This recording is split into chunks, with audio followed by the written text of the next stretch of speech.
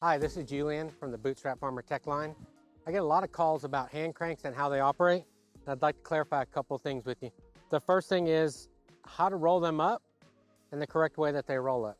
So they should roll to the inside. So when you crank on it, it rolls to the inside. That way when it rains, the rain doesn't go inside and fill up the actual rolled up side. Okay, so sometimes people wonder how you roll the side up when the crank interferes with the ground. Well, the handle that's on the side here, you just lift up and start cranking, and it's going to start rolling the plastic up inside.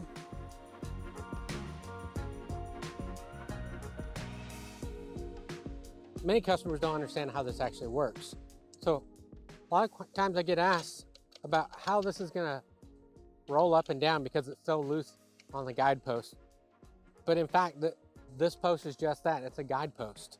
So if you were to try to crank this by itself without having a guide post, the body of the gear housing just spins. And when it spins, it's not going up or down.